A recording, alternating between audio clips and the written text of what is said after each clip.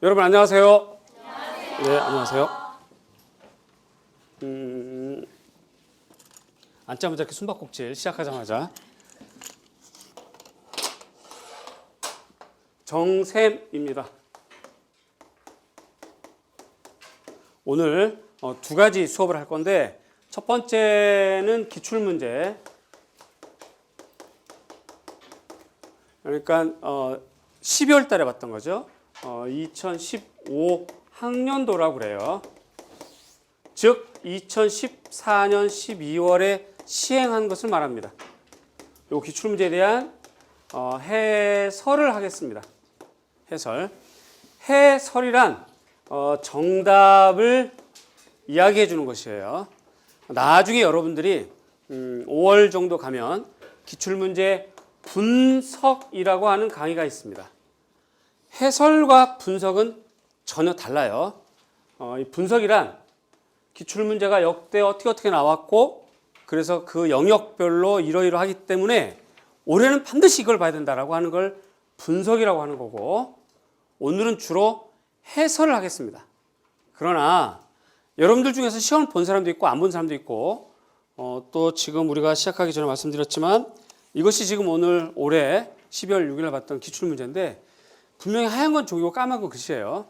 글씨가 많이 봤던 한글인데 내용은 하나도 몰라요.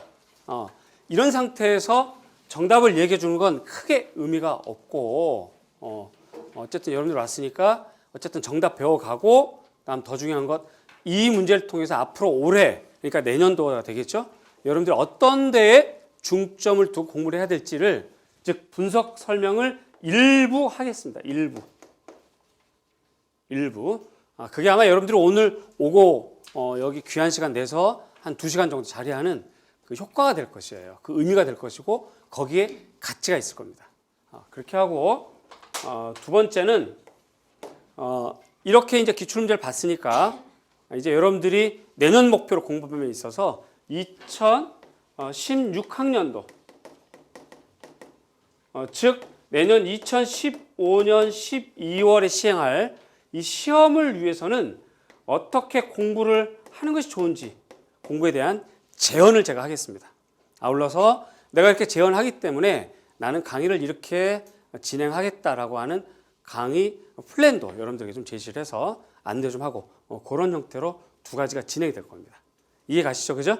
자, 그래서 여러분들 꼭 갖고 있어야 될 것은 이렇게 기출문제 프린트하고 요거는 이제 이렇게 흑백으로 되어 있는데 나중에 칼라로 보겠습니다. 화면은. 그래서 이 기출문제랑 올해 정샘이랑 정샘을 믿고 따라왔던 학생들이 공부했던 모의고사 문제집입니다. 서로 문제가 이렇게 내용이 이렇게 맞아떨어지는 것을 여러분들 눈으로 이렇게 직접 볼 수 있을 거예요. 이런 걸 이른바 누렁진에서는 적중이라고 그래.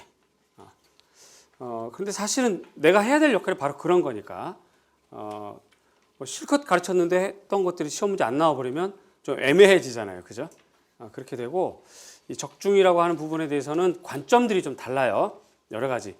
강사님들마다 뭐 수업 시간에 가르쳤다 하는 것도 적중이라고 하는 사람도 있고, 대체로 제목만 같으면 적중이다 하는 사람도 있고, 그런데 저는 이렇게 눈으로 직접 문장과 정답이 같다 하는 것을 보여주고 싶고, 자칫 잘못하면 잘난 척 하는 것처럼 보일 수 있습니다.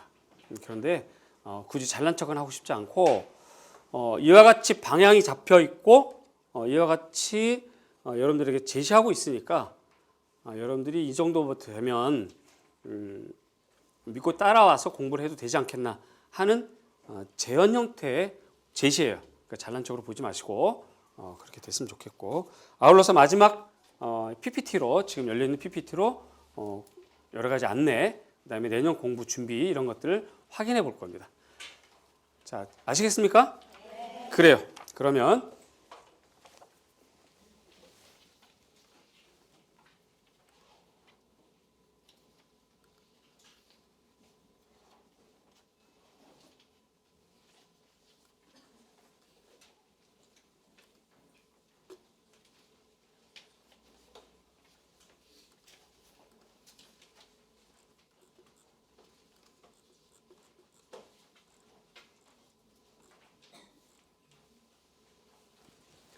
자, 먼저 기출문제 먼저 보겠습니다.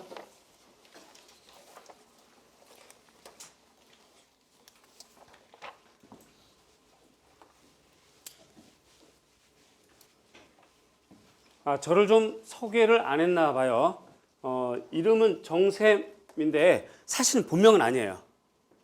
본명은 아닌데 본명처럼 사용을 해요. 저는 집에서도 그렇고 주변에서도 그렇고 이제 교회 활동을 하는데 교회에서도 그렇고 여러 가지 다 그렇게 사용을 하고 일반 대학교나 대학원 가면 이 명의로 수업을 합니다. 그러니까 본명처럼 사용하는 가명이다. 일반적으로 가명하면 성까지 다 바꾸잖아요. 노량진에 계신 강사님들은 거의 가명을 쓰고 있다고 보시면 되겠고 그게 뭐 나쁜 것 같지는 않고요. 필명이란 것도 있으니까 어쨌든 저는 요 이름만 조금 바꿨습니다. 원래 성은 정씨예요. 맞아요. 이러다 보니까 여러분들 저한테 부르기를 정샘 해버리면 철수 이렇게 부르는 거랑 똑같아. 그래서 정샘 하면 안 되고 정샘 선생님을 불러주시거나 아니면 이제 지교학 교수니까 정 교수님 하거나 정 교수님이라고 부르기가 좀 낯간지러우면 그냥 정 선생님 하거나 좀 더 길게 정샘 선생님 하거나 하여튼 다양하게 이렇게 불러주시면 좋겠습니다. 아시겠죠? 어차피 샘입니다. 샘. 마르지 않는 샘. 본인이 계속 용솟음 치는 샘이기 때문에 주변에 다 적셔주고 식물이고 동물이고 다 이렇게 목마른 사람들 와서 먹고 가고 항상 푸르게 그렇게 하려는 욕심에서 저렇게 했고요. 아울러서 어쨌든 샘이다 보니까 여러분들이 아무리 반말하고 싶어도 반말이 안 돼. 나 정샘 거 들었어라고 해도 어쨌든 남들 듣기에는 선생님 거로 되니까 그렇게 됐습니다. 잘 아시겠죠? 네. 근데 내년도 시작하실 분들이 목소리가 상당히 아주 가늘어요. 남은 일주일 동안 보약 열심히 드시고 이럴 때로 오시면 우렁차게 대답을 좀 하셔야 돼. 그렇게 할 수 있죠? 네. 그래요. 1번 문제부터 보겠습니다. 1번 문제는 신약크와 관련된 건데 신인상파와 관련된 겁니다. 신약크의 작품과 그에 대한 설명이 다 권한에 공통으로 들어갈 용어네요. 1번 용어를 물어봤습니다. 작가는 신약크예요. 신약크는 어느 유파에 속하냐면 신인상파에 속합니다. 많이 들어보셨죠, 그죠? 중학교, 고등학교까지 다니셨잖아. 어쨌든 거기서 배웠을 거야. 아마 대학교나 대학원에서는 이런 거 관계없이 열심히 이렇게 좀 대인관계를 했거나 보통 이제 교수님 모시거나 식사 주변에 학교 근처에 맛있게 하는 식사집 연구해서 레포트 내거나 보통 그랬을 거고 신약크가 신장파인지 잘 헷갈릴 수 있습니다.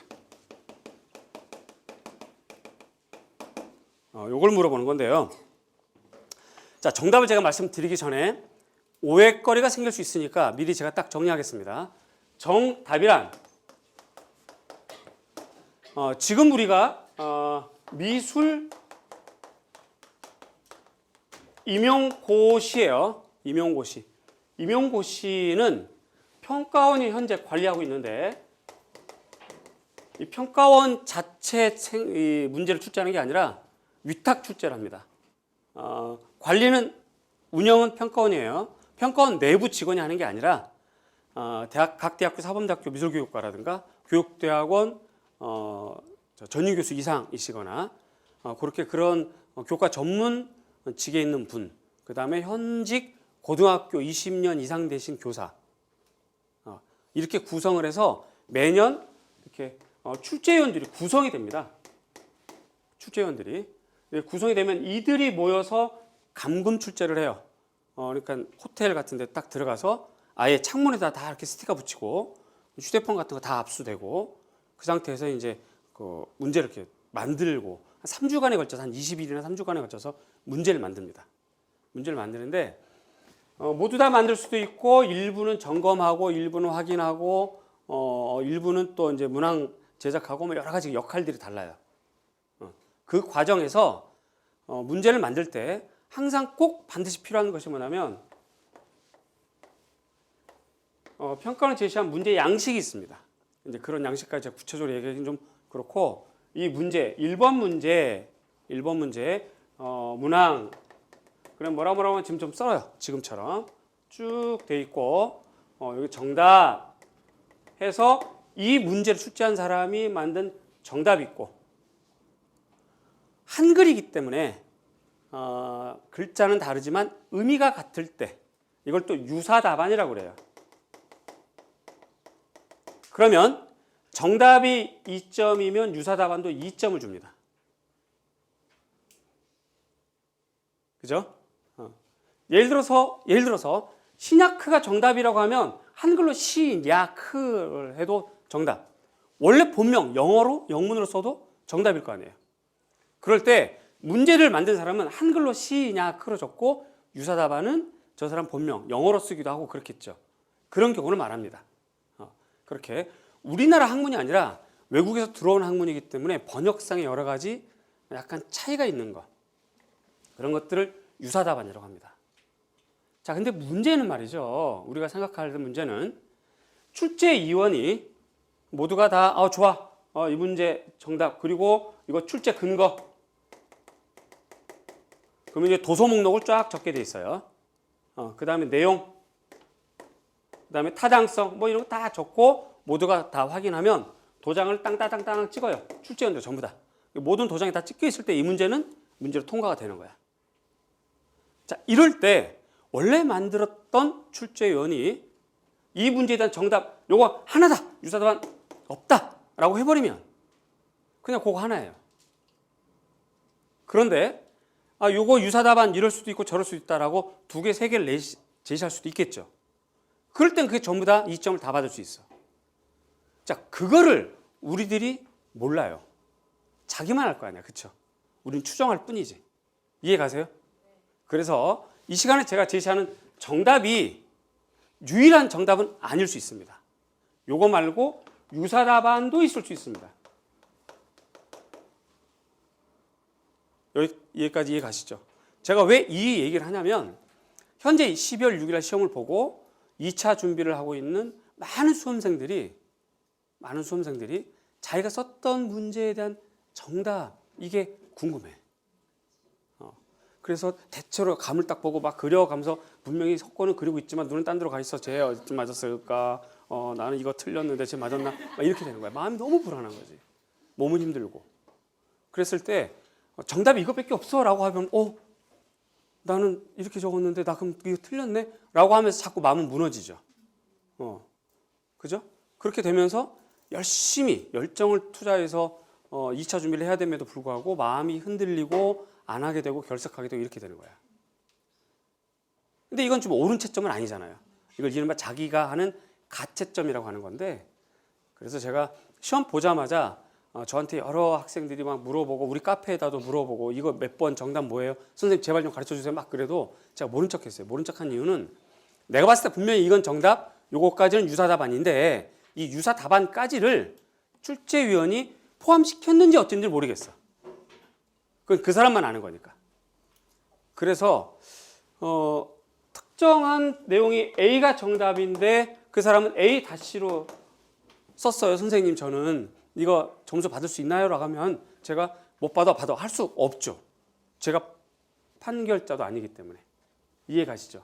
그래서 여러분들이 이 부분을 좀 잘 이해하고 받아들이셔야 될 것 같고, 특히 또 이 영상으로 이제 올해 시험 봤던 학생들은 이 내용을 보면서 자기 거 이렇게 맞춰볼 텐데, 맞춰볼 때 너무 성급하게 어머 나 틀렸네 하면서 막 떨고 막 이러지 말고 그러한 것들은 유사답안이 있을 수 있으니까 확인해보고 나중에 최종 점수가 나오면 그거랑 이렇게 맞춰보는 것이 가장 타당해요. 아울러서 확고부동한 내용 아니면 제가 요거 외우면 안 됩니다 라고 하는 건 매우 위험한 발상이야. 그래서 여러분들은 또 지금 대체로 보니까 시험 본 사람들이 거의 없는데 그 확고부동한 내용 아니면 이것까지 유사답안이 있을 수 있습니다라고 제가 학문적으로 이렇게 여러 가지를 제시하려고 합니다. 오늘 문제에서. 아시겠죠? 그렇게 먼저 이해를 하고 넘어가야 됩니다. 됐습니까? 네, 좋아요. 그 다음에 여러분들은 정답에 관심 갖기보다는 이제 내년 준비하실 분들 대체로 얼굴 이 비주얼이 굉장히 푸릇푸릇하잖아 지금. 그러니까 내년 준비하실 분들인데 대체로 정답에 관심 갖기보다는 이 문제를 어떻게 하면 해결할 수 있는가에 관심을 가져야 돼요. 어느 책을 봐야 해결할 수 있는가를 관심을 가져야 돼. 그죠? 거기 포인트 잡으셔야 됩니다. 그렇게 할 수 있죠? 네. 그래요. 1번 보겠습니다. 1번. 그래서 신야크 작품에 대한 설명에다 가라앉는 공통으로 들어갈 용어를 쓰시오. 이거 정답은 분할주의입니다.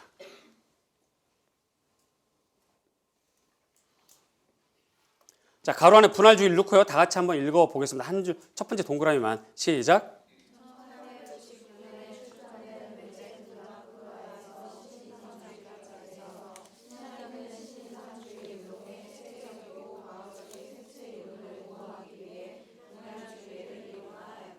그래요. 요게 지금 여기 있는 것이 현재 문제 그대로고요. 그리고 이제 여기 지금 이렇게 빨간색 박스한 것이 중요 키포인트인데,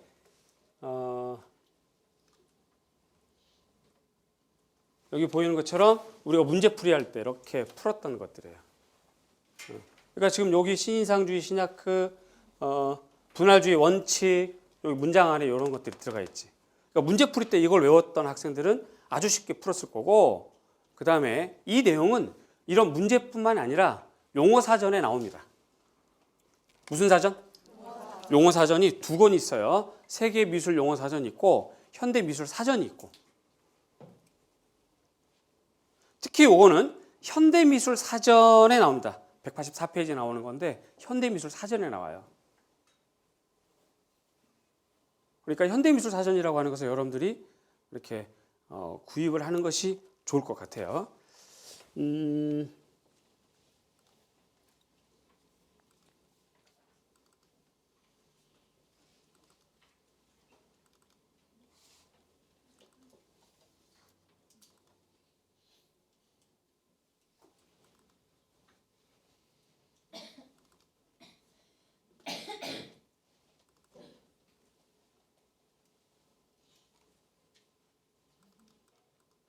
표지가 이렇게 생겼습니다.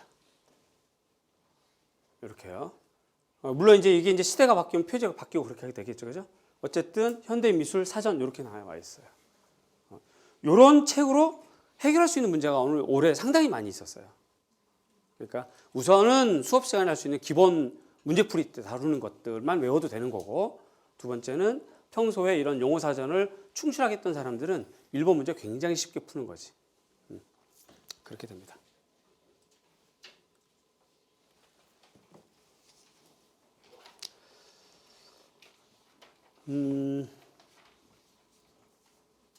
그 다음에 2번 보겠습니다.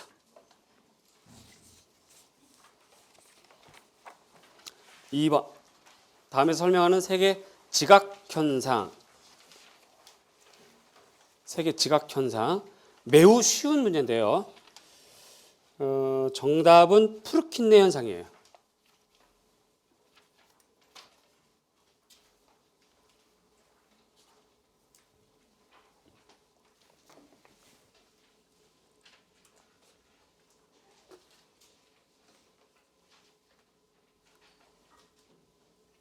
이게 현재 문제고, 이 문제에서 밝은 곳에서 어두운 곳으로 이동할 때 생기는 지각 현상을 말하는 건데,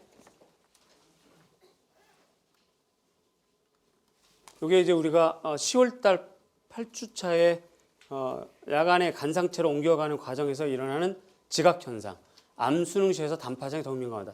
어두운 곳에서 민감하게 반응하는 과정. 그러니까 밝은 곳에 갔다가, 그러니까 우리가 예를 들어서 고속버스 타고 갑니다. 고속버스 타고 이렇게 창밖에 이렇게 막 보고 있다가 터널로 훅 들어가면 갑자기 어두워지죠.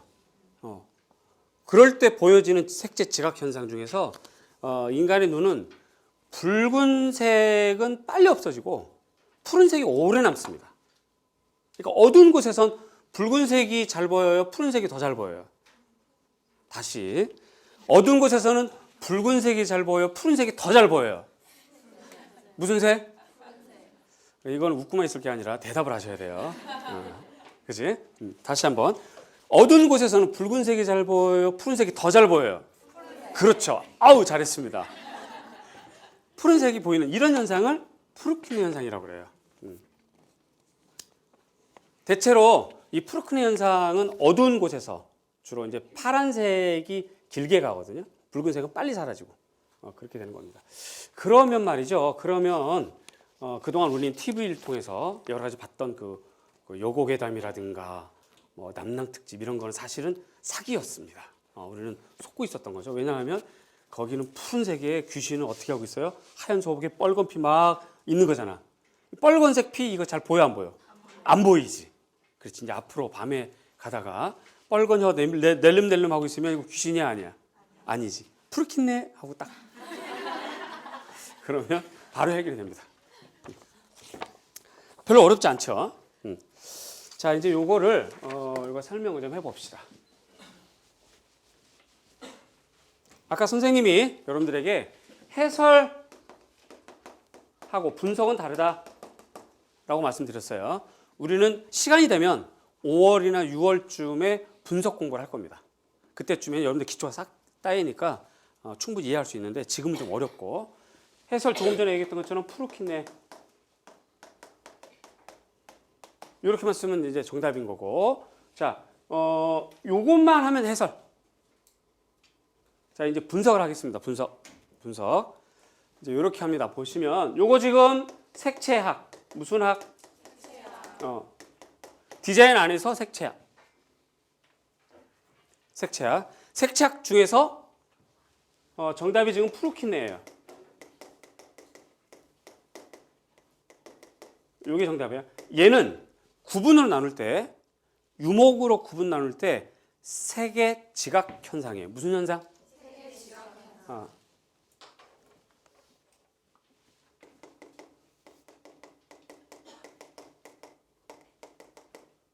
자, 요게 무슨 말이냐면 여러분들이 이제 나중에 공부를 하다 보면 알게 되는데요. 카메라 여기 좀 보고, 디자인이라고 하는 과목에서 이런 큰 과목 안에 디자인 역사라고 하는 영역이 하나 있고, 디자인 일반이라고 하는 영역이 또 하나 있고, 그 다음에 또 하나가 색채학 영역이 있어요. 이게 디자인 영역이에요. 그래서 이게 보통 한 문제, 한 두 문제, 한 문제 정도 나옵니다. 많이 나오면. 적게 나오면 이 중에서 하나나 두 개밖에 안 나와요. 아시겠죠? 자, 그러면 이 색채학은 다시 또 크게 나누면 이렇게 되죠. 색채학, 여기에는 1. 지각현상, 2. 대비현상, 3. 색표기, 뭐 이런 식으로 유목이 되는 거야. 이런 식으로. 4. 디지털 색채계, 이런 식으로 나가요. 5. 색과 유파, 뭐 이런 식으로 나가는데, 요 안에 여러 가지 있는 것 중에 하나가 바로 요거라 이거지. 그럼 나중에 공부할 때 요번에 디자인에서 색채학이 지각 현상이 나왔으니까 다음번에는 대비 현상을 해라 라고 제가 이렇게 일러줍니다. 그럼 여러분들은 메모하고 스티커, 별표 붙이고 형광펜 칠하고 막 그냥 열심히, 그리고 달달달 외우면 되는 거야. 아시겠죠? 형광펜만 칠하시면 곤란해져요. 나중에 얘가 시험 보러 가야 됩니다. 자기는 외운 게 없으니까. 그러니까 이제 그런 것들을 제가 이렇게 늘 수업 시간에, 요쪽 형광등인데 자꾸 이제 늦게 터져요. 여기 좀 빨리 터졌으면 좋겠어. 자, 지금 무슨 말인지 아시겠죠? 이런 유목은 나중에 잘 가르쳐 줄 테니까 그때 배우도록 하고, 오늘은 어찌됐든 이렇게 색채학, 프루키네고 색의 지각 현상이다. 이렇게 됐다. 그러면 다음번에 시험에 나올 만한 거, 그러니까 여러분들 시험에 나올 만한 거, 얘가 굉장히 유치찬란 기초거든요. 거기다가 얘는 역대 기출문제였어요. 그러면 보자. 기출문제이고 기초에 해당하고 지각현상에 해당하는 것인데, 이와 같은 성격으로 정말 중요한 거. 그러면 여러분들 이것부터 외워야 되겠죠. 첫 번째 뭐냐면 동화현상이라고 하는 거예요. 이른바 베졸트. 이것부터 외우는 거야. 이것부터. 그럼 여러분들은 내년 디자인 공부할 때 색채 지각 현상이 딱 나왔어. 그러면 다 제끼고 프루키네 하면 안 된다. 된다. 안 되지. 이미 나와버렸으니까. 프루키네 날려버리고 그 다음에 뭐부터 해야 돼? 베졸트, 동화현상부터 공부를 하는 거야. 달달달 외우는 거지. 그 장이 찢어지게 외우는 거야. 그래서 앞뒤로 통과하게 하지. 그렇게 하시는 거예요. 아시겠어요? 이렇게 제시해 줍니다. 이런 걸 분석이라고 그래요. 이렇게 바탕으로 이런 것들을 제시해 주고 이 바탕으로 공부를 하면 어쨌든 시험 볼 때 유리하겠지. 그죠? 공부하는 방향이 잡혀지니까. 그 다음에 이거 말고 이제 지각현상 말고 두 번째로 공부해야 될 것이 뭐냐면 이제 지각현상과 동일한 선상에서 지각현상과 색채학에서는 그 위치가 비슷한 얘가 바로 대비입니다. 색의 대비. 혼합과 관련된 거예요. 색의 대비. 혼합에는 가산혼합, 감산혼합, 중간혼합. 잘했습니다. 특히 중간혼합에서는 1번 돌리는 거. 회전혼합. 두 번째 병치. 요것들이 중요합니다. 이제는. 이거 먼저 외우셔야 돼요. 아시겠죠? 자, 그러면 우리는 2번 문제를 통해서 앞으로 공부해야 될 거 두 가지. 뭐뭐다? 하나는 동화현상. 또 하나는 세계 대비 중에서 뭐뭐뭐 밑으로 올라가자. 병치, 회전, 중간. 얘네들을 외우셔야 됩니다. 얘네들 전부 다 기출에 나왔던 것들이고 매우 중요합니다. 그리고 아주 기본이고. 자, 이런 것들 분석이라고 그래요. 자, 그래서 오늘 해설하고 해석하고 분석 같이 좀 봐야 들었고. 자, 그럼 또 빨리 가겠습니다. 3번. 두 작품을 참고해 괄호 안에 기억, 니은 해당하는 용어를 순서대로 쓰시오. 기억이 운동감입니다. 운동감.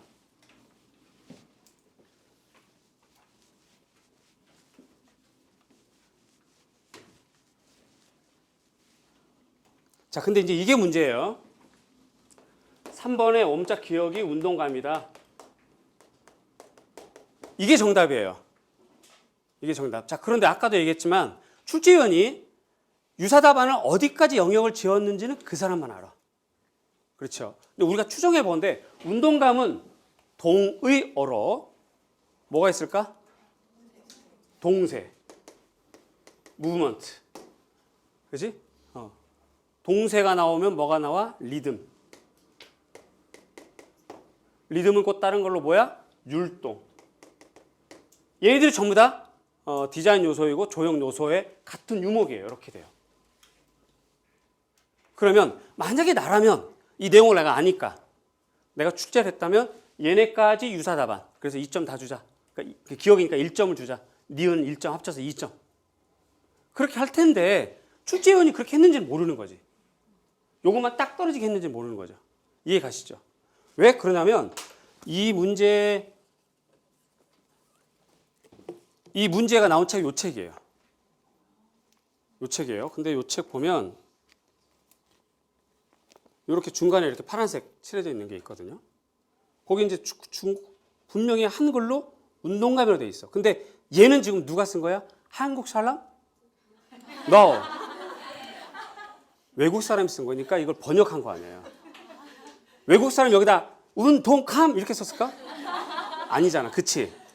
이해 가시죠? 그래서 이거에는 유사답안이 있다는 걸 알고 있어야 돼. 이거를.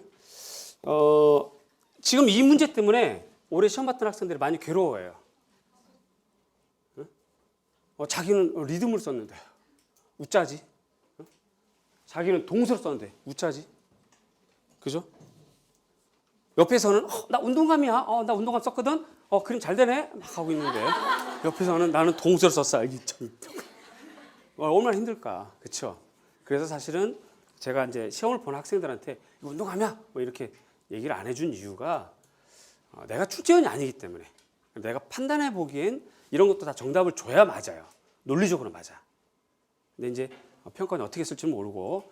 자, 그러면 그건 그거고 여러분들은 어떻게 한다? 이걸 다 같이 외우는 거지. 그렇죠? 다음번에 운동감은 안 나오지만 예련은 나올 수 있어요. 또 한글에 따로니까 콜란 스피킹 베리 베리 디피컬트 하잖아. 그러니까 이건 외우셔야 되는 거야. 그렇죠? 그래서 이 문제를 통해서 여러분들은 세 가지를 한꺼번에 외운다. 얘들은 디자인 원리에 속한다.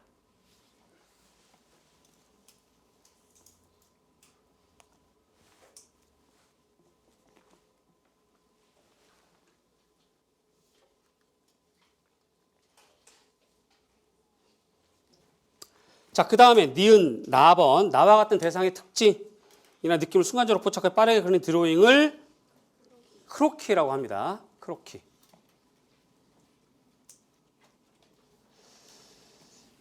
그런데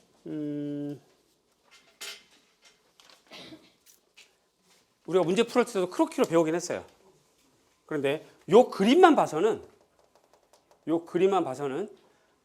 제스처 드로잉도 정답입니다.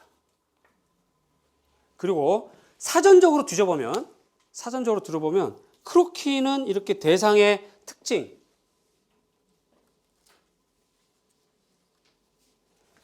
대상의 순간적으로 포착해 빠르게 그린 대상의 특징 느낌 이런 거 없어요. 사전에는. 이런 문장들은 제스처 드로잉가 있습니다.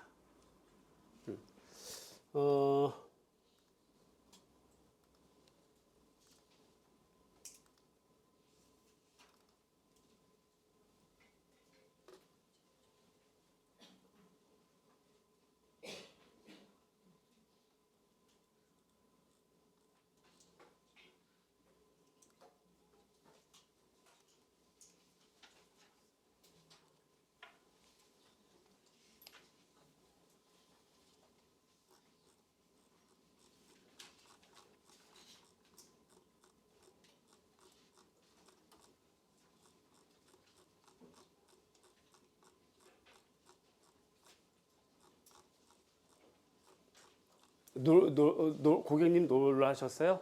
사진을 들고 다니는 사람이야.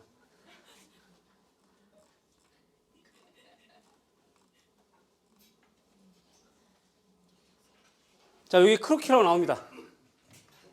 크로키라고요. 회화기법의 한 가지로 초안, 스케치, 밑그림 등의 뜻, 화가가 본대로 느낀 대로 연필, 콘테, 펜 등으로 단시간에 그린 것, 세분묘사에 사로잡히지 않고 대상이 가장 중요한 성질이라든가 톤을 표현한 것을 말한다. 영어의 스케치가 이해에 상당하는 말이지만 일반적으로 크로키는 약화속사, 스케치는 소품사생이라는 식으로 구별어 쓰고 있다. 어디를 봐도 대상의 특징 이런 건 안 나와.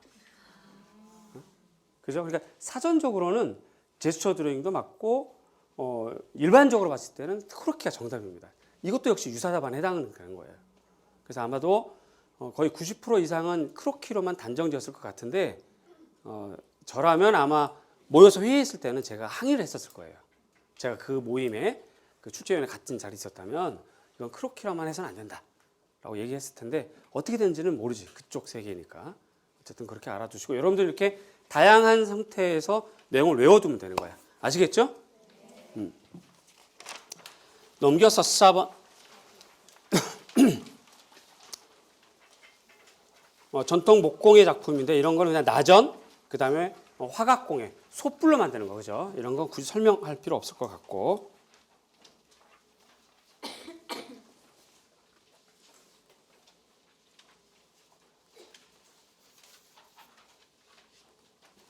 그 다음에 5번. 가로 안에 공통으로 들어갈 미술사조의 명칭을 쓰시오.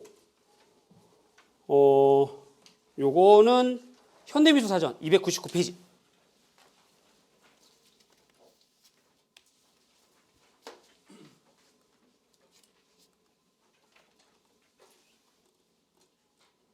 이게 몇 페이지야?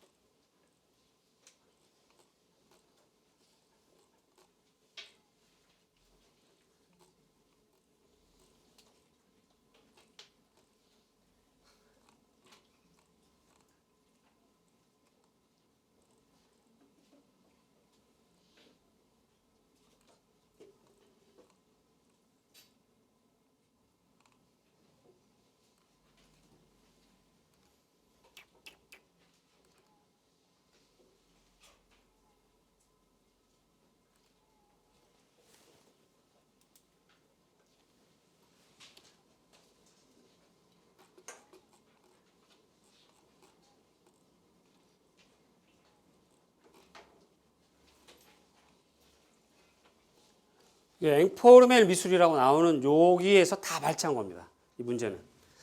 자, 그러면 앵포르멜 하면 되는데 굳이 이렇게 사전 보여주고 이렇게 하는 이유가 뭐냐면 여러분들에게 제가 좀 진지하게 권하고 싶은 게 뭐냐면 일단 미술은 인문학 시험이기 때문에 이 사전을 가까이 하셔야 돼요. 사전을. 그런데 이 사전이 지금 보는 것처럼 하얀 종이 까만 건 어찌나 많은 글씨인지 읽다 보면 얘도 오타도 있고 막 이렇게 헷갈릴 때도 있고 막 그래요. 너무 지루해. 갖고 공부하기가 힘들지. 얘를 또 말이지 두께가 딱 요만해. 근데 우린 두 권 봐야 되잖아. 두 권을 쌓으면 이렇게 딱 비게 딱 좋아 아주 그냥. 그러니까 이게 한 두 페이지 넘어가다 졸리고 그래요. 근데 그거를 이겨내야 돼. 그거를.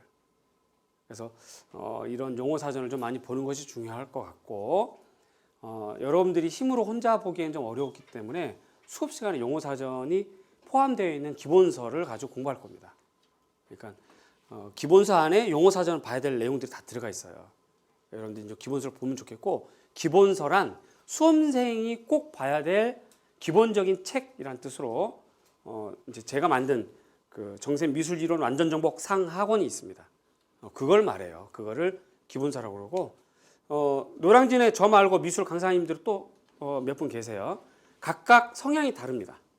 말투도 다르고 억양도 다르고 말빨이도 다르고 비주얼도 다르고 더 중요한 건 이 시험을 접근하는 방식이 좀 달라요. 그래서 저는 아무리 봐도 이 시험은 여러분들이 용어 사전을 가까이 해야만 훨씬 유리한 시험이다. 그래서 용어 사전을 좀 틈틈이 보는 게 좋겠다 하는 생각이 좀 들어요. 아시겠죠? 네. 그래서 이건 뭐 정답 그대로 좀 있는 거니까 그렇게 되고. 그 다음에 6번 다음의 작품과 설명을 참고해서 가로 안에 공통으로 들어갈 용어를 쓰시오. 첫 번째가 미디어 아트로 나오잖아요. 그렇죠? 동그라미가 첫 번째 미가 미디어 아트로 나오는데 이 미디어 아트와 관련된 거는 여러분들 첫 번째 문장이 굉장히 중요한 앞으로 여러분들 시험에 나올 만한 것들이 거기 있습니다. 첫 번째 미디어 아트 읽어보겠습니다. 두 줄만 넘어서는까지 시작.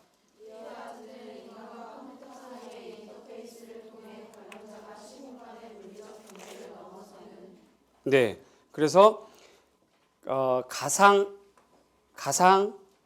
현실이 됩니다. 가상 현실.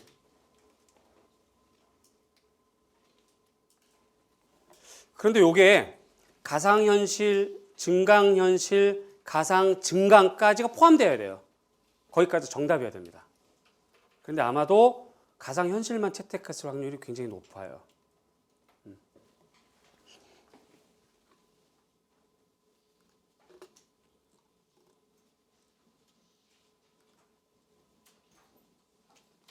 요걸 보면 도파는 다르지만 같은 계열이어서 디지털 미디어 아트, 그렇죠? 그 다음에 인터넷을 매체로 한다, 컴퓨터를 이용해 작품을 한다, 인터랙티브가 있고 가상 현실이다. 이렇게 우리가 문제풀이 할 때도 했었고, 그때도 가상 현실, 증강 현실, 가상 증강 이렇게 같이 묶어서 외워야 된다라고 얘기했던 기억이 납니다.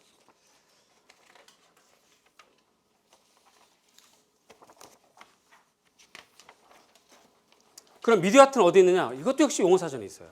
그런데 용어 사전 그 두꺼운 거 얘기 자꾸 하지만 그 두꺼운 거 들고 다니기도 어렵고 좀 무겁습니다. 그러니까 제 생각엔 일단 준비는 해두고 천천히 한 6개월 이상 쭉 볼 생각을 하고 스케줄을 천천히 짜야 돼.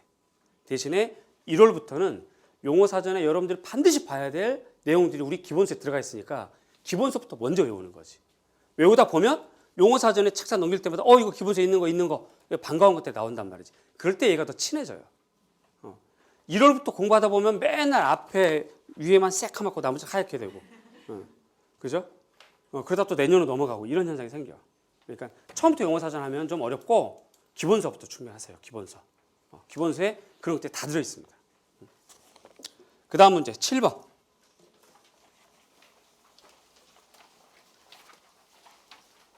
다음 작품 설명을 참고해 가로 안에 공통으로 들어갈 용어를 쓰시오. 아르프하고 헬리 무언데요. 요거는 생기론이 정답입니다. 그런데 생기론이 정답이에요. 철학자 앙리 베르그송이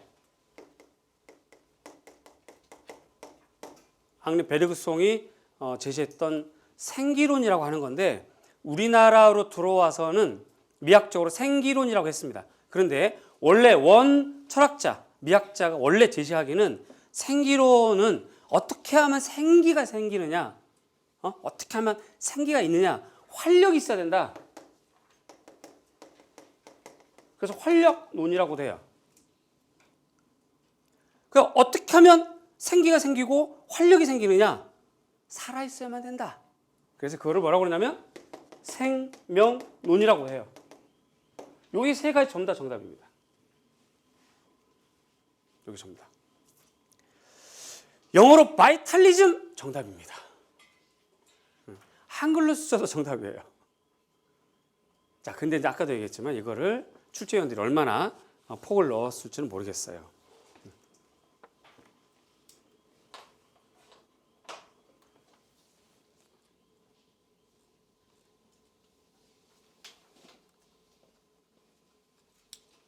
이게 지금 그 문제인데 헨리 무어 우리가 이제 도판 요거 가지고 이렇게 수업을 했었던 것이 있는데요. 여기 이렇게 헨리 무어의 작품이다. 조각에 헨리 무어가 말하는 생기론 이렇게 구체적으로 제시한 적이 있었어요. 여기 맨 밑에 보면 생기론, 바이탈리즘, 앙리 베르그송의 미학이고 로댕, 누구? 아르프, 무어, 헤버스 모두 다 생기론 작가들이에요. 그럼 여러분들 이제 오늘 아르프하고 무어뿐만 아니라 누구? 로댕하고 헤버스까지도 생기론이다. 그렇게 알면 되겠습니다.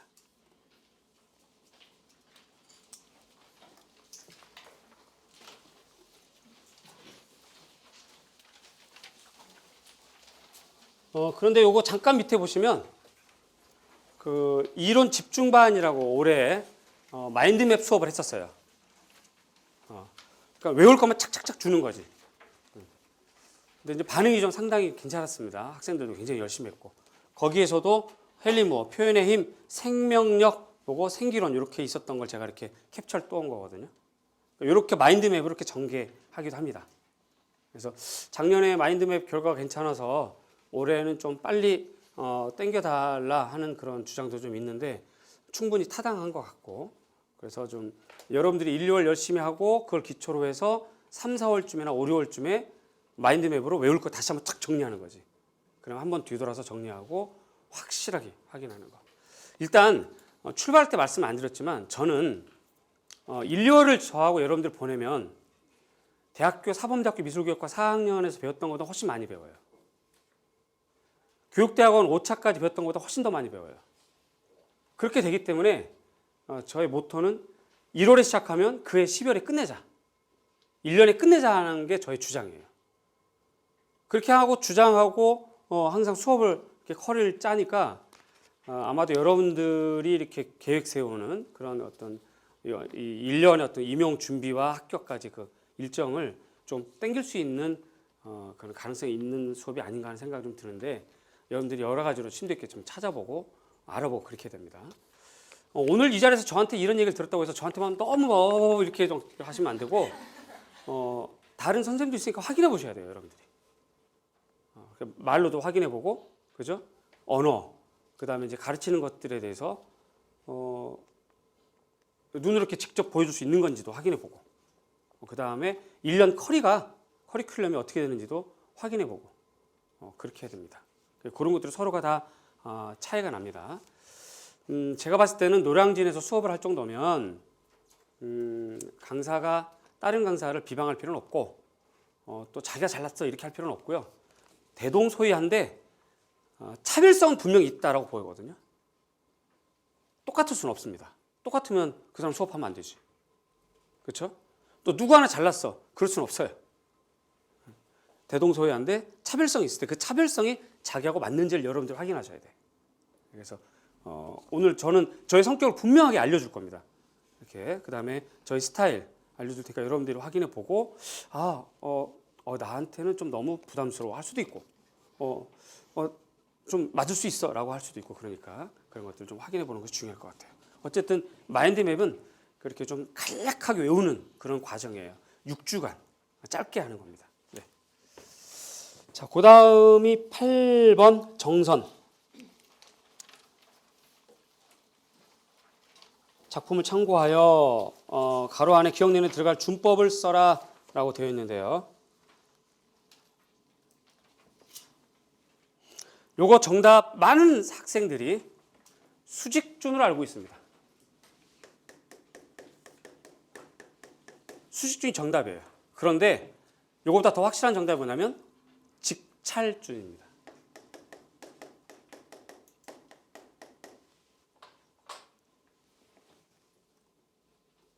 요게 지금 기출문제입니다. 지금 여러분 보시는 것처럼 요거를 우리가 이렇게 문제를 한번 풀었었죠. 여기 모의고사 때 한번 3번 문제로 풀었는데 묘사법 여기 보니까 수직준, 미점 요게 정답이에요. 요게. 근데 편필, 직필의 소나무 묘사법이라고 되어 있고요.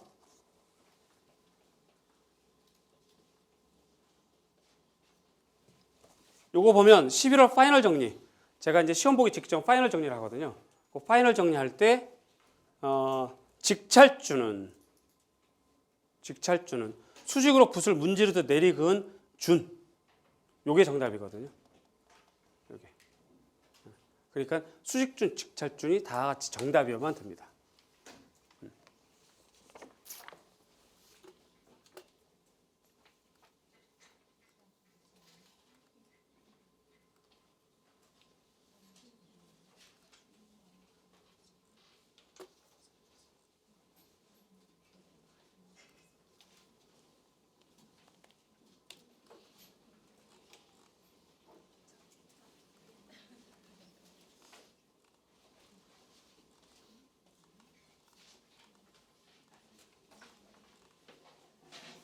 여기 보이시죠? 요것도 사전이에요. 사전 보면 직찰준, 수직으로 붓을 문지르듯, 그렇죠? 이거 분명히 딱 나와 있는 거예요. 그러니까 수직준도 정답이지만 직찰준도 정답이다. 역시 얘도 어디에 있냐면 사전에 있고 기본서에 있는 거예요. 그러니까 대체로 이제 여러분들이 보니까 벌써 한 7, 8문제 가는 동안에 어떤 책을 보면 된다. 첫 번째, 일반적으로 볼 수 있는 사전, 그지? 두 번째는 우리가 사용하는 기본서를 보면 된다. 9번 넘겨보면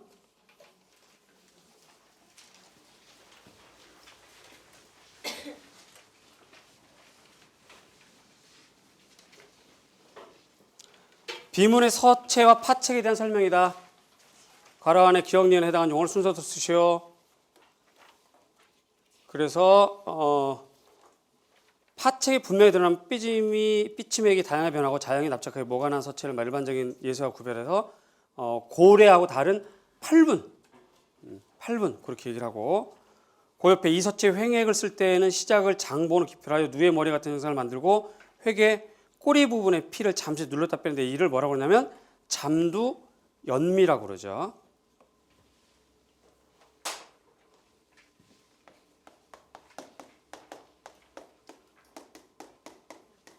잠두 연미라고 합니다. 잠두 연미.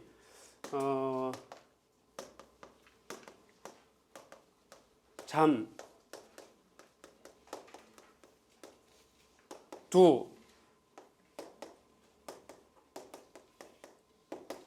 연 미 이렇게 했는데 이 연자가 제비꼬리. 그래서 왜 제비꼬리 왜 음악회 가면 제비꼬리 남자들 옷 그걸 뭐라고 그러냐면 연미보이라고 그러잖아요. 그때 얘기하는 거고 요거 말고 똑같은 말로 그 기러기 있잖아요. 기러기를 뜻하는 안미라고도 합니다. 안미라고도 해요. 안미.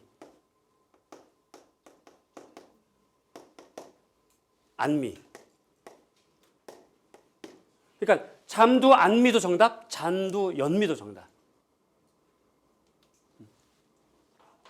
사전에는 서해 사전이거든요. 얘는요. 서해 사전이고 서해 이론서에 나와 있는 건데 그 서해 사전 같은 경우는 그 정확하게 잠두 연미로 나와 있어요. 그리고 이제 일반 서예 이론서에는 잠두 안미로 나와 있고 그런 것들을 우리가 이제 같이 공부를 했던 부분이 있고 요게 이제 마인드맵에서 했던 거거든요. 요 지금 8분 잠도 안 요게 그대로 정답이에요. 그러니까 마인드맵의 장점 아시겠죠, 그죠? 외워야 될 것들 이렇게 탁탁 써나가는 거. 그 다음에 10번 미술사학자 벨플린, 볼트플린 사람인가 봐요. 벨플린이에요. 그래서 16세기, 17세기 르네상스하고 바로크를 미술사학적으로 정리한 사람이죠. 그러면 이미 이제 벨플린은 나와버렸어요. 그러면 이제 미술 사학으로 보게 되면 여기가 고대 서양을 말하죠. 고대쯤에는 이제 이집트도 있고 그리스가 있죠. 그렇죠? 이 그리스를 또 네 개로 쪼갠 사람이 있습니다. 그래서 예를 들어서 여러분 잘 아시는 아르카이기 그다음에 클래식 전기 후기 그다음에 헬레니즘 이런 식으로 막 쪼갠 사람들이 있어요. 이렇게 쪼개 고대 때 해당하는 중요한 미술 사학자가 누구? 빈으로 시작해 세 글자 만으로 끝나는데 빈켈만입니다. 이제 이 사람 외우셔야 되겠고요. 그 다음에 쭉 가서 여기가 이제 르네상스이고 그 다음에 여기가 바로크일 경우 요걸 5쌍으로 이렇게 나누는 사람이 있습니다. 이렇게 나누는 사람이에요. 요 사람이 바로 벨플린이에요. 근데 벨플린은 나와버렸으니까 땡. 그죠? 그 다음에 이제 저쪽 나오면 표현주의 쪽에 나오는 학자들이 좀 있습니다. 알로이스 리글이라든가 그 다음에 보링거 이런 사람들 표현주의를 여러분들 배우면 당연히 배우게 돼요. 미술사 양식의 변화를 주장했던 사람들이거든. 그러니까 나라면 내년에 시험 볼 거면 벨플린은 덮어버리고 요거랑 요거를 공부할 것 같아요. 근데 얘네들은 살짝 미학적으로 어려워. 쉽게 접근하는 건 빈켈만부터 해야 되는 거야. 18세기 활동했던 학자인데 그리스를 정리했던 학자죠. 아까도 말씀드렸지만 10번의 정답을 그냥 이건 벨플린은 뭐다라고 얘기해주면 되는 건데 그렇게 하는 거는 시험 본 사람들에만 의미가 있고 여러분들 의미가 없고 그렇죠? 앞으로 공부는 이런 것들을 해야 된다라는 얘기를 해주고 싶었고 정답은 이제 다원적 통일성, 단일적 통일성이에요. 다원적 통일성, 단일적 통일성. 이거 줄여서 다원성, 통일성 이렇게 구분합니다. 줄여서 다원성,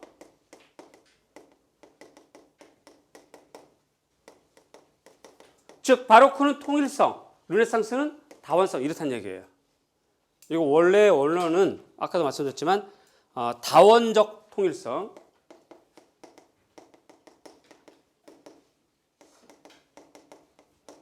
그다음에 단일적 통일성.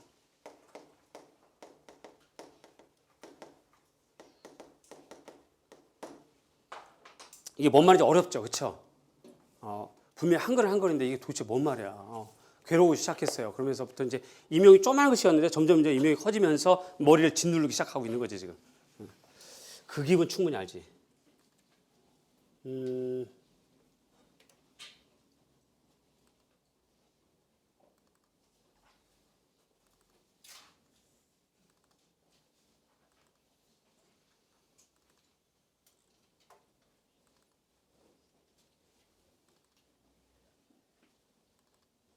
여기가 르네상스인데 르네상스 작가 중에 아주 많은 사람 많테냐.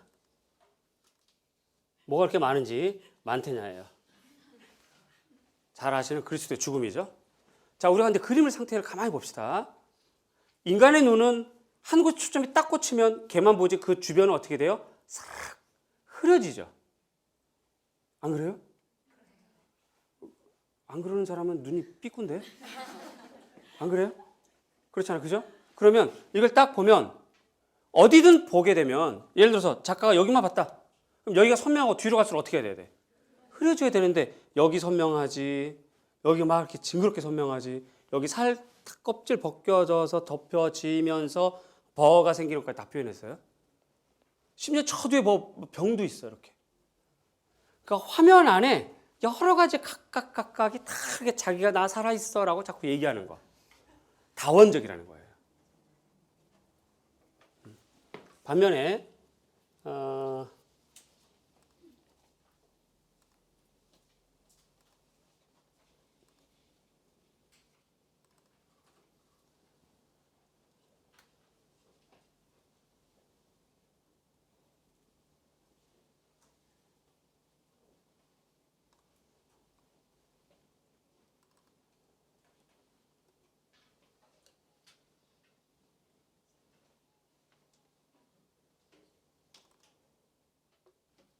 자, 렘브란트 바로크 시절입니다. 여기 바로크 시절에 해당하는 거죠. 하나, 둘, 셋, 넷, 다섯, 여섯 명이 있긴 한데 이 주변은 뒤는 어떻게 됐어요, 지금? 슬쩍 날렸잖아요. 그렇죠? 날려고 나머지는 다 조연 역할하고 중요한 사람만 주연 역할 하는 거지. 그리고 사실 이 밑에도 어떻게 되는지 몰라. 이거 들춰봐야 돼. 여보세요, 잠깐만요. 신발 신어나 볼게요. 봐야 돼. 아까 같이 르네상스 만테냐 같은 경우는 다 징그럽게 다 똑같이 그랬잖아요. 그렇죠? 그런 거를 이쪽은 다원성, 이쪽은 나머지 통일을 위해서 나머지가 죽었다. 그래서 통일성 이렇게 얘기하는 거야. 요 쌍이 있습니다. 요 쌍이 나중에 이제 미술사 공부할 때 또 한번 또 배울 거예요. 근데 그런 건데 이미 이제 벨플리 나왔으니까 벨플리는 부담 없이 그냥 날려. 그죠? 그리고 이제 빈켈만이나 이런 쪽으로 가는 게 좋겠지. 이해 가시죠? 그 다음에 넘기면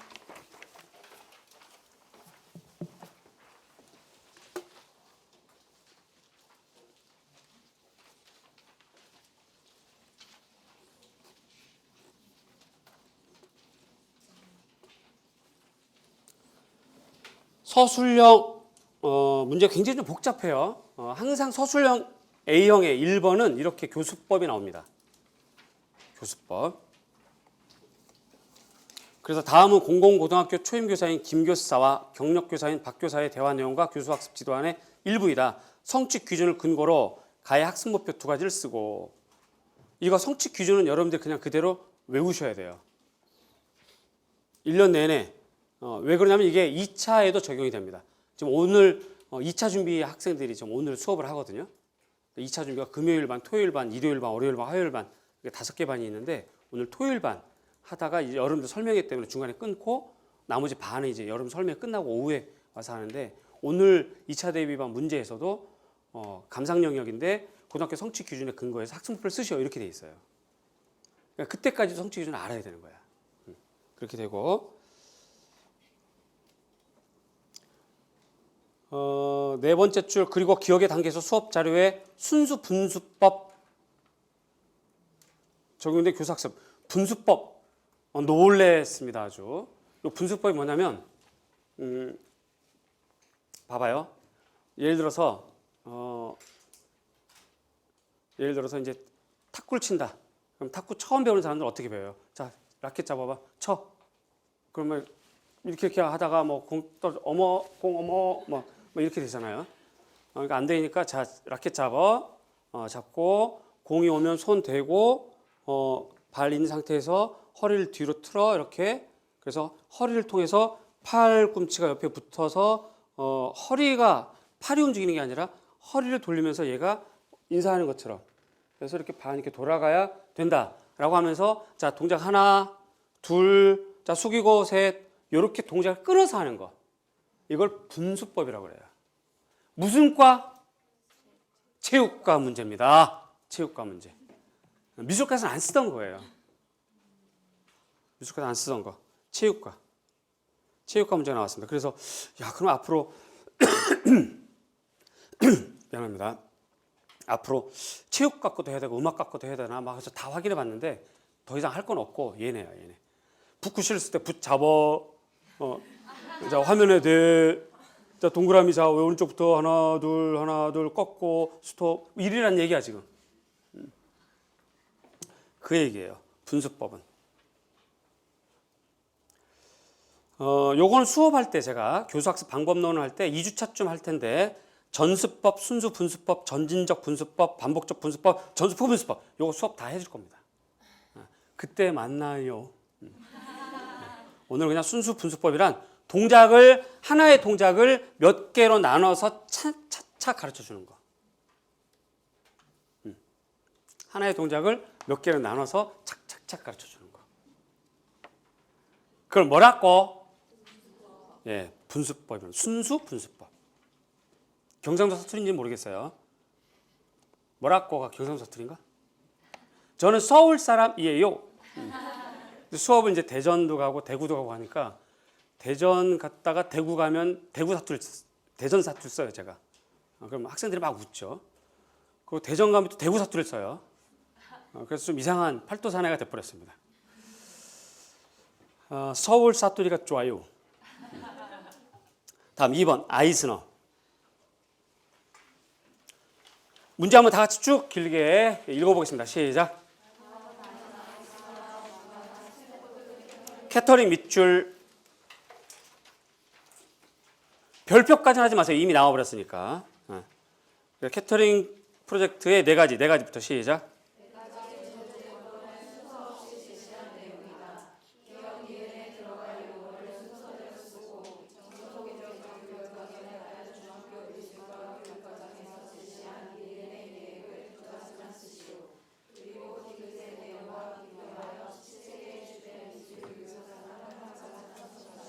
그렇게 해서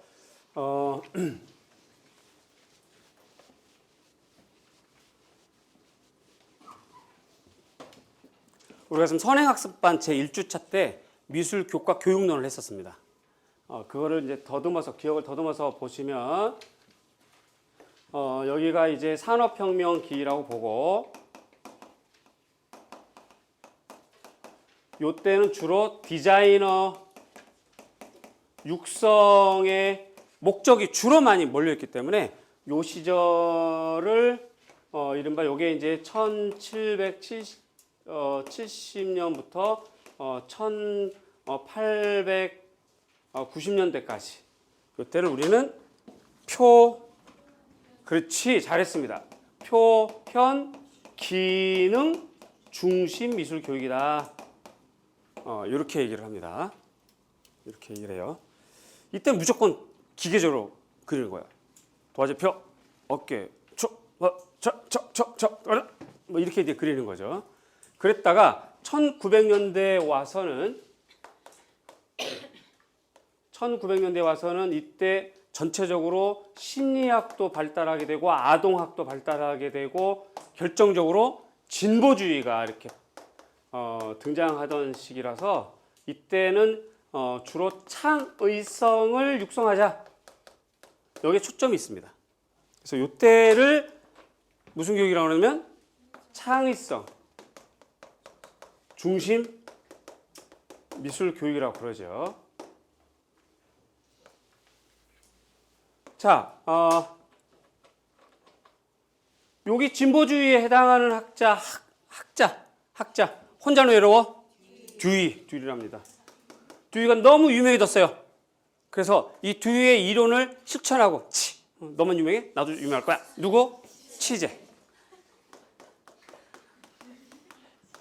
이렇게 요 사람이 나온 거예요 지금 이렇게. 그 다음에 이제 여기 넘어서서 1960년에 발의가 됐지만 시작은 1984년에 시작해서 바로 이렇게 꼬리 내렸던 학문 중심이라고 하는데요. 대체로 여기에는 여러 가지 이해 중심, 그 다음에 아까 이쪽에 나왔죠? DBA 뭐 이런 애들을 말합니다. 얘들 우리는 이른바 이해 중심이라고 그래요.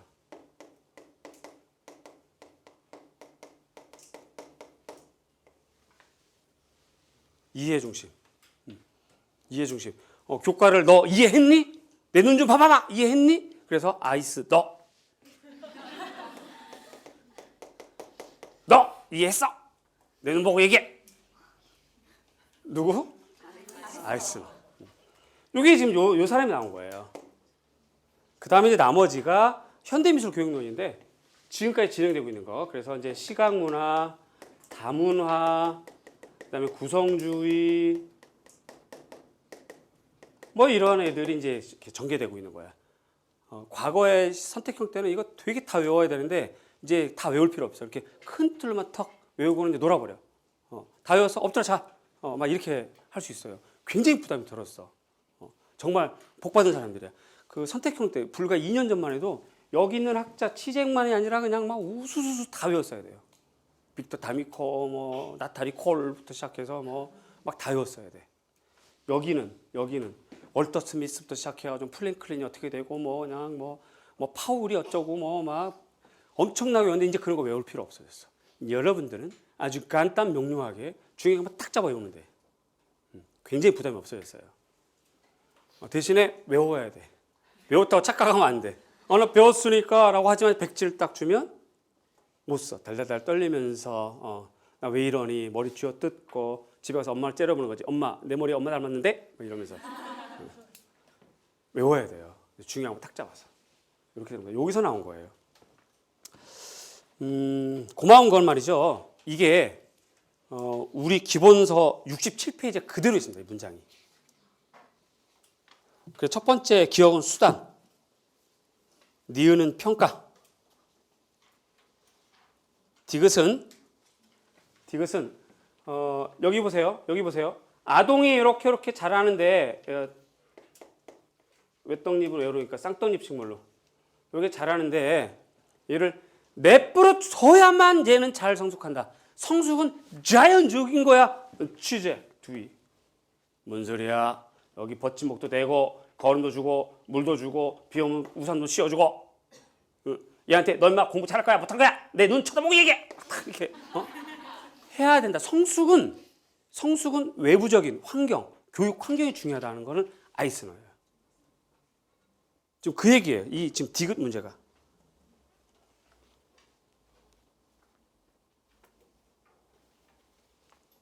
그래서 아이스너는 성숙은 자연적인 결과가 아니다. 이게 정답이야. 성숙은 자연적인 결과가 아니다. 근데 취재는 아니야. 자유롭게 대비도 자유 표현. 자유. 취재는 이렇게 얘기했어요. 이게 정답입니다. 이렇게 되는 거예요. 자, 근데 어쨌든 정답이 이렇게 되는데 이런 흐름이 이렇게 크게 읽어주는 공부 안에서 필요하구나. 그래서 미술 교육론도 마찬가지고 미술사도 마찬가지고 전체적인 흐름 가운데 맥락을 탁탁 잡아주는 것이 매우 필요하고 맥락 중심으로 공부를 좀 하셔야 돼요. 그래야 상관적으로 이해를 할 수가 있어. 서로가 관계성 속에서. 지금 문제가 얘랑 비교하는 거잖아. 그렇죠? 그럼 다음번에 맥락적으로 얘랑 비교할 수도 있고 얘랑 비교할 수도 있고 그렇게 되거든요. 그러니까 그렇게 맥락적으로 이해할 수 있는 게 중요해. 하나만 딱 잡아서 막 공부해봐야 뭐가 어떻게 되는지 서로 상관계가 안 돼. 분명히 어디서 많이 보셨는데 누구시더라. 뭐 아빠 보고 그렇게 할 수는 없잖아요. 그죠? 한 집에서 살고 같이 밥을 먹고 그래서 식구라고 하잖아. 가족 이런 관계성 속에서 파악하는 것처럼 이론도 관계성 속에서 파악하는 게 중요합니다. 다음.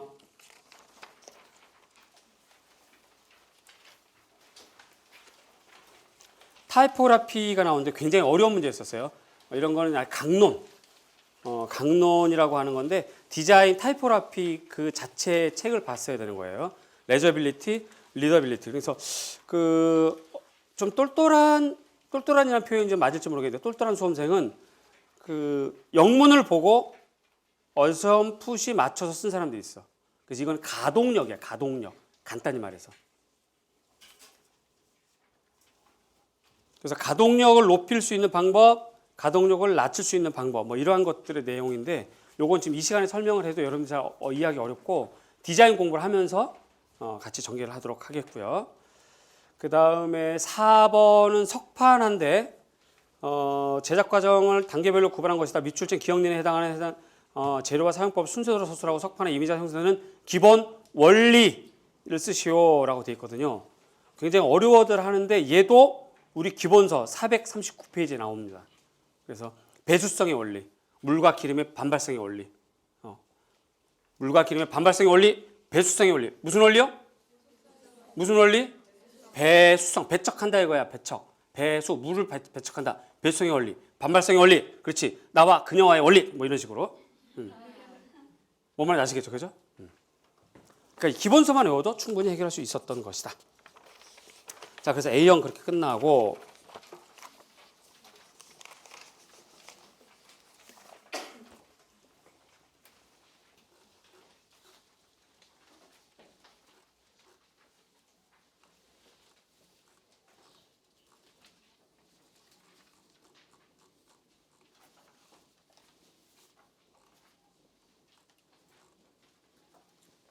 요게 이제 문제인데 시험 문제 여기 덜컥 이렇게 나왔어요. 얼마나 반가웠겠어요, 그죠? 그래서 그 올해 이제 제가 이렇게 많이 문제가 좀 이렇게 비슷하게 나왔던 건 운도 좀 좋고, 운도 좀 좋고, 그 다음에 두 번째는 비공개 수업을 합니다. 이거 이제 평가원에서 다 걷어가요. 이제는 문제를 노량진에 있는 문제를 다 걷어가요. 걷어가서 확인해 보고 피해서 문제를 냅니다. 그러니까 노량진에 있는 문제들은 결코 거기서 문제를 똑같이 낼 수가 없어요. 유일한 방법은 그 인터넷을 안 하고 문제를 비공개로 다 이렇게 감추는 수밖에 없습니다. 근데 그 작업을 올해도 했었어요. 그래서 일단 시험 시간에는 문제를 보여주고 이름 다 적게 한 다음에 집에 가기 전에는 자기가 이제 자기 노트에 옮겨줬고 실제 문제 다 회수하고 이렇게 했었어요. 그러면 학생들도 불편하고 힘들었죠.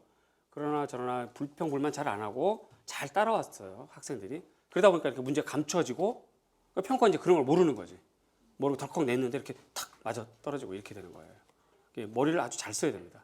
이렇게 하려면 학생들도 많이 협조가 돼야 되고, 그래서 학생들 고생이 많이 커요.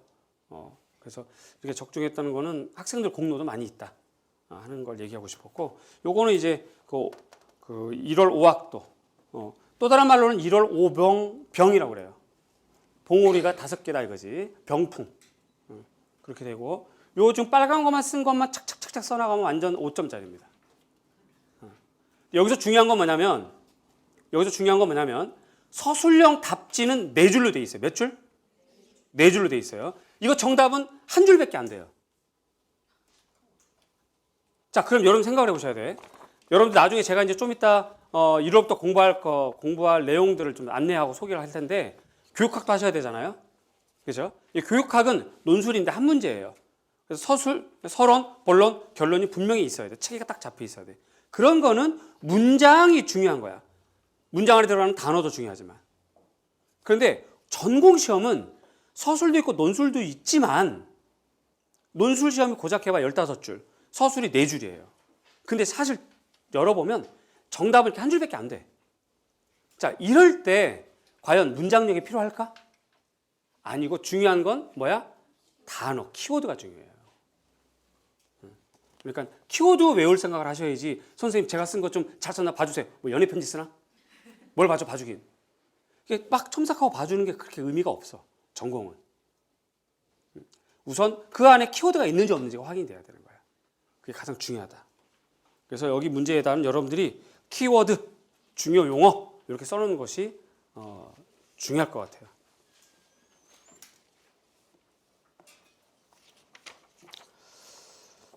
문제는 뭐냐면 다음 작품 조선시대에 어떻게 상징 적고 이와 관련해서 해와 달의 상징적 의미를 쓰죠. 해와 달의 상징적 의미는 왕권의 상징입니다. 왕권. 해와 달, 나, 그녀 뭐 이거 아니고요.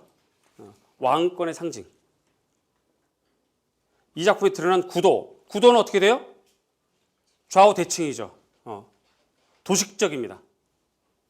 채색 표현은 오방색을 썼죠. 채색은 오방색. 화려한 광물성 안료를 썼습니다. 표현의 특징은 단순하죠. 원형적입니다. 매우 고정적이고 정적이에요. 그게 정답이에요. 그렇게 쓰다 보니까 한 줄밖에 안 돼. 좀 길게 왕권의 상징 이렇게 쓰면 한 2줄. 정답만 중요해요. 정답. 문장이 중요한 게 아니고. 자, 그 다음에 넘어갑니다.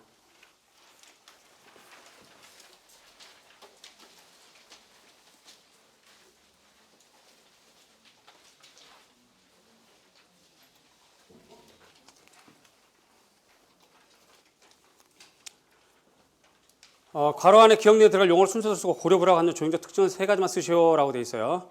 이것도 탱화는 붙박이 벽화가 아니라 두루마리 형식입니다. 두루마리 형식.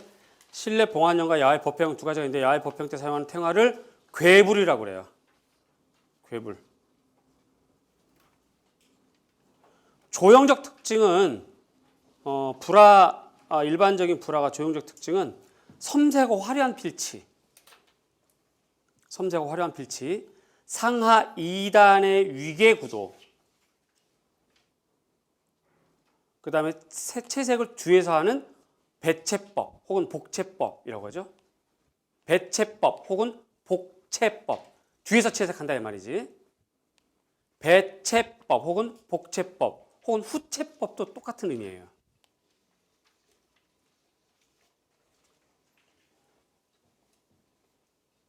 그게 다 정답이에요. 그만큼만 쓰면 돼. 다시 보자. 섬세하고 화려한 필치. 상하 2단의 위계가 있는 위계구도. 조선시대하고 불화, 고려시대 불화 여러 가지 그 구도가 좀 다르거든요. 그 다음에 배채법 사용했다. 그죠? 아쉬워서 더 쓰고 싶자면 수월관음도 아미타율에도 지장보살도가 있다. 더 아쉬우면 14세기 원 간섭기에 제작됐다. 더 아쉬우면 아담한속 크기도 있다. 근데 중요한 건 아니지. 이미 얘기한 것들이 다 중요한 거고. 그 다음에 3번. 다음 그림은 속파기 성형, 석고틀 성형법을 사용하여 칠물 크기 테라코타 두상을 제작한 과정이다. 기억내 장점과 제작 과정을 각각 서술하시오.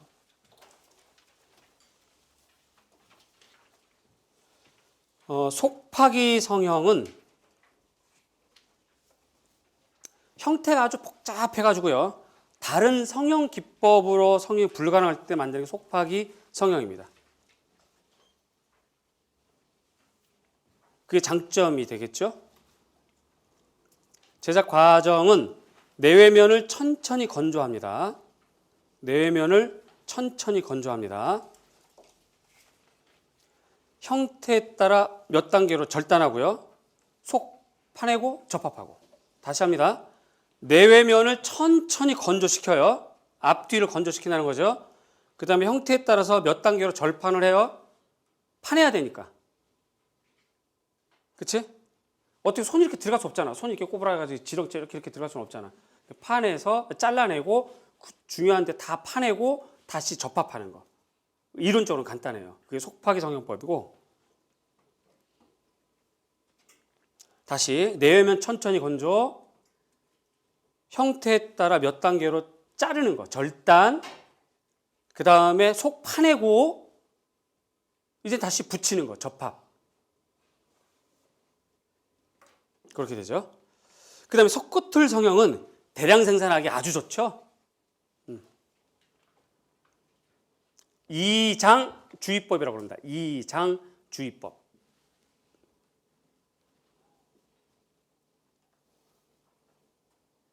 그럼 이제 석고 원형에다가 석고 틀을 제작하고 수분을 날린 다음에 이장이라고 하는 묽은 흙, 그죠? 걔를 이렇게 부어 넣고 그 다음에 마르면 탈락시키면 되는 거. 그냥 석고틀 이렇게 떠내는 걸 얘기하는 거예요. 그럼 떠내려면 생각을 해봐봐. 떠내려면 이런 애를 떠낸다. 그럼 다 씌워버리면 어떻게 떠내나?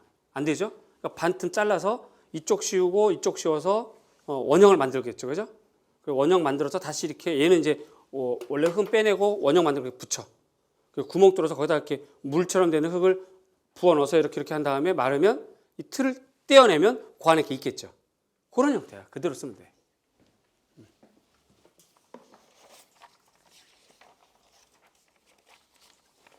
마지막 서술형 문제.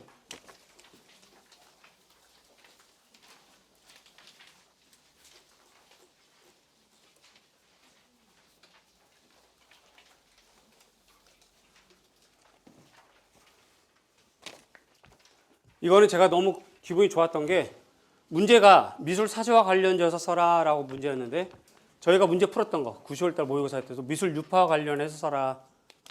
그래서 이렇게 도판 이렇게 했던 건데요. 지금 가번 같은 경우는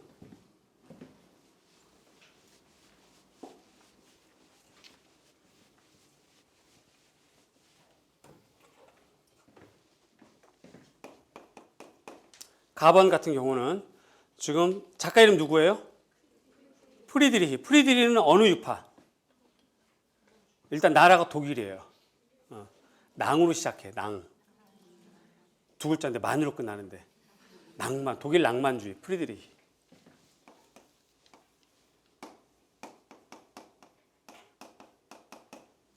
나번은 인상파죠. 모네. 다번은 입체파. 자, 모네는 지금처럼 기법이 두 가지예요. 알라프리마하고 대기원근법. 빨리 그리는 거. 알라프리마. 그다음에 대기원근법. 자, 그러면 여기가 알라프리마. 그다음에 대기원근법. 요거 낭만주의는 저 뒤로 아스라이 넘어가잖아요. 이것도 역시 대기원근법. 그죠? 그 다음에 아주 똑같이 그리는 거야. 트렁 프레요.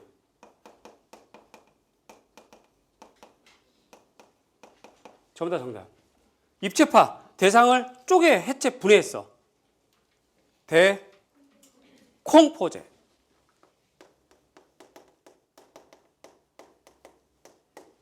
이렇게 됩니다.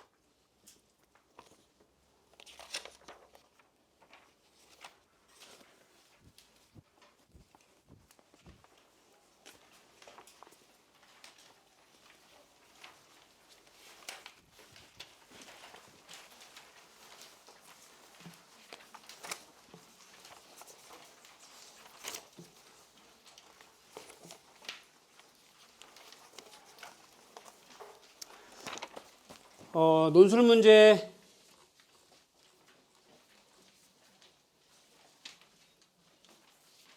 요게 이제 기출 문제고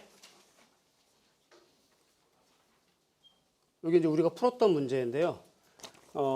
논술 문제 같은 경우는 5월 달에 논술 대비반 했었거든요.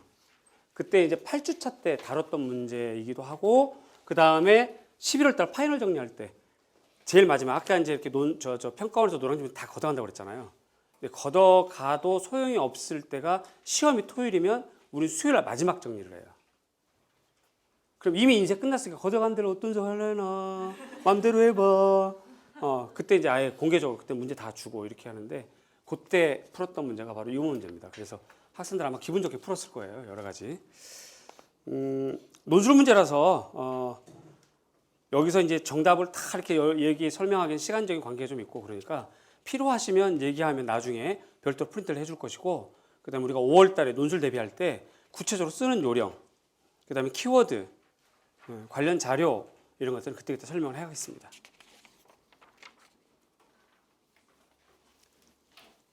그다음에 그 뒷페이지에 있는 것도 역시 마찬가지인데요.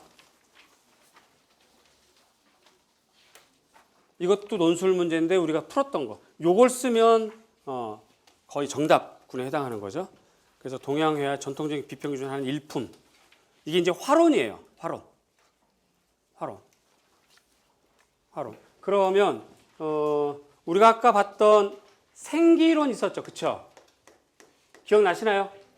아, 미안합니다. 너무 오래된 거 물어봐가지고 되게 오래됐네. 그거 어떻게 기억하나? 미안해요. 근데 이제 기억력도 좋아야 돼 이제. 그지? 생기론은 미학입니다. 그 다음에 논술 문제의 일품은 화론이에요. 중국 화론. 그래서 미학과 화론을 여러분들이 조금씩은 손을 대야 돼. 많이 할 필요는 없고. 역시 김정희에 관련된 건데 이것도 관련된 정답은 이 자리에서 설명하기엔 굉장히 많아요. 쭉 편지 읽어줄 필요도 좀 없고 그래서 원하시면 관련 자료는 제가 따로 별도로 개인적으로 드리거나 5월 달에 설명할 때 그때 또 자세하게 안내하겠습니다. 중요한 거는 지금 이 김정희 같은 경우는 여러분들이 봐야 될 책이 안유준 선생님 책이에요. 그 다음에 이제 아까 펄드먼 같은 경우는 미술 비평 감상교육이라는 책인데 일단 책은 제가 소개를 해드렸지만 중요한 건 책은 여러분들이 두꺼우니까 보기가 힘들어. 예를 들어서 아까 제가 이 책 보여드렸잖아요. 그죠? 이거 언제 다 볼래 이거를? 그래서 시험 언제 볼래? 한 3년 있다가? 보세요. 아까 그 저기 로댕 문제 나왔던 거 있잖아요. 그건 작년에는 이 책에서 나왔어요. 올해는 여기서 나왔어요. 저자가 똑같아. 따로따로 나왔어요. 따로따로. 한 책에서 나온 게 아니고. 그건 큰 오해야. 따로따로 나왔어. 얘 같은 경우는 요 부분이 작년 문제야. 작년 문제. 그리고 이건 아까 보여줬던 올해 문제. 이렇게 문장 그대로예요. 그러면 좋아. 선생님 이렇게 책을 보여줬어. 그렇다 치자고. 그러면 저는 그렇게 생각해요. 이 책 보세요. 라고 줘버리면 이거 언제 볼래? 보실래요? 언제 시험 볼래나? 문제 하나 나와. 안 나올 수도 있고. 작년에 조형론, 올해도 조형론 나왔으니까 이제 안 나올 수도 있어요. 그래서 제가 참고도서를 자꾸 여러분들 저한테 얘기를 하면 알려줄 수는 있는데 알려주는 건 어떻게 보면 조금 무책임할 수 있다는 생각이 들어. 너 알아서 보든지 말든지 가르쳐주면 그만? 이거 안 되잖아. 그래서 책은 가르쳐주지만 제가 봤을 때는 이것이 정리가 되어 있는 기본서를 먼저 봐라. 기본서를 먼저 보고 그러고 나서 이제 풍성해지고 시간적 여유가 있을 때 여름 직전까지는 보는 책들이에요. 여름 이후부터 못 봐. 마음이 급해서. 우리가 그렇게 좀 더 현실성 있게 시험과 좀 임박했을 때 현장감을 느껴보자는 거지. 그러려면 이렇게 막 참고도서 막 이렇게 요구하는 건 그렇게 현명하진 않은 것 같아요. 자, 일단 이렇게 간단하게 여러분들에게 기출문제 관련된 내용을 좀 했고 이대로 끝나기는 아쉬우니까 몇 가지 분석을 좀 해드리고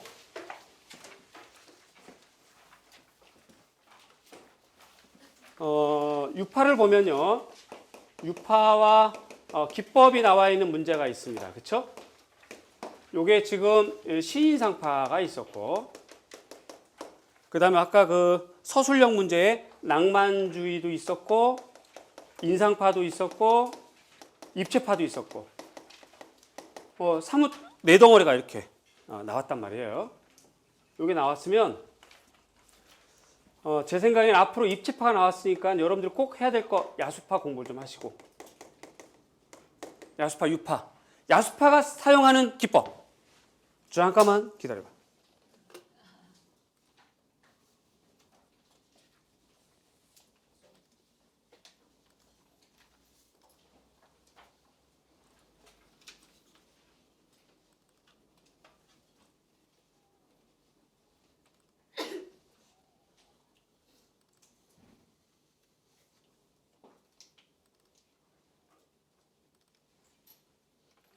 야수파가 사용하는 기법. 야수파 대표 작가 마티스.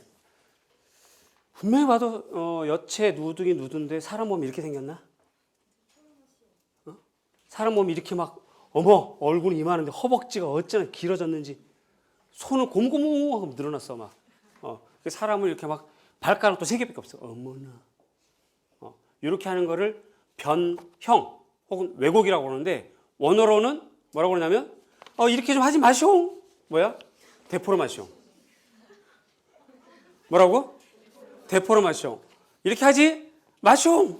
제발 이렇게 좀 하지 마시오. 자기가 모델인데 내가 어떻게 발가락이 3개야? 제발 이렇게 하지 마시오. 뭐라고요? 데포르마시오. 이걸 외워야 되는 거야 이제. 이런 것들 시험에 나올 때가 됐어.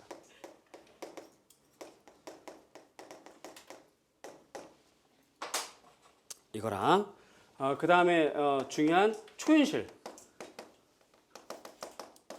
초인실에서는 여러 가지가 있죠. 대페이지망.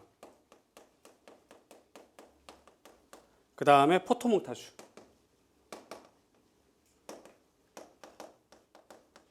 얘네들을 우선순위로 외우고 나머지 이제 이렇게 좀 더 자세하게 좀 외우자. 그지? 그렇게 하는 것이 시험에 접근해서 공부를 하는 거야. 항상 시험에 접근해서. 임용은 절대 뒤통수 치면 안 돼. 계속 뒤통수만 맞아. 김정희 나왔나요? 이제 1년 내내 김정희 해야지. 그럼 내년에 김정희 나오나? 아니 오치다. 안 나와. 다른 걸 해야지. 다른 거. 그렇죠? 그리고 시험의 출제 원칙이 작년에 했던 건 안 낸다야. 최근에 나온 건 안 낸다야. 그게 원칙이거든. 그걸 생각하면 요게 나왔으니까 여기다 집중해야지. 어머 이렇게 하면 망하는 거고, 요거 말고 이제 나올 것들을 추적해서 공부를 하는 거지. 아시겠죠? 그거까지 좀 하시고, 그 다음에 이제 우리가 아까 서술형에서 A-1번이 교수법이었거든요. 교수법. 그게 직접 교수가 나왔어요. 자, 그럼 봅시다. 봐봐요. 여러분, 이걸 아셔야 돼. 미술은 내용 체계가 세 가지가 있습니다. 세 가지. 첫 번째는 체험. 두 번째는 표현. 세 번째는 감으로 시작하는데. 감상. 와우, 대단한데? 벌써 외웠어? 다시 한번. 세 글자가 있어요. 세 개가 있어요. 두 글자씩 처음에 체험. 두 번째 표현. 세 번째 감상. 직접 교수는 첫 번째 해당할까? 두 번째 해당할까? 세 번째 해당할까? 두 번째 표현입니다. 여기 해당해요. 얘는. 그렇다면 교수법 중에 체험에 해당하는 교수법이 있습니다. 걔가 뭐냐면 내 거 온 걸 봐버렸나? 누구야? 벌써 대답을 해. 반응 중심입니다. 그 다음에 체험에도 포함이 되지만 더 중요한 거 감상에도 주로 많이 사용하는 교수법이 있습니다. 귀를 납품하시면 귀납 미워요. 귀납적입니다. 귀납적. 왜냐하면 왜 이런 얘기를 하냐면 가만히 보세요.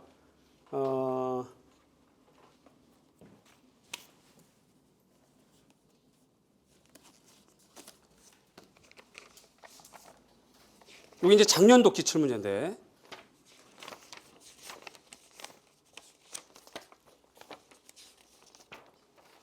작년도 기출 문제 서술형 A 1번 여기 나온 거 제가 읽어드릴게요. 김 교수는 다음 교사학습 지도안에서 도입해 스캠퍼가 나왔어요. 스캠퍼는 표현에 해당하기도 하지만 그보다는 디자인에 해당돼요. 디자인, 스캠퍼. 요게 이제 나왔으니까 표현 한쪽은 디자인 또. 그럼 나머지 아직 안 나온 교수법이 바로 체험에 관련된 반응중심법, 체험과 감상에 해당하는 무슨 법? 올해는 두 가지 먼저 공부하세요. 두 가지.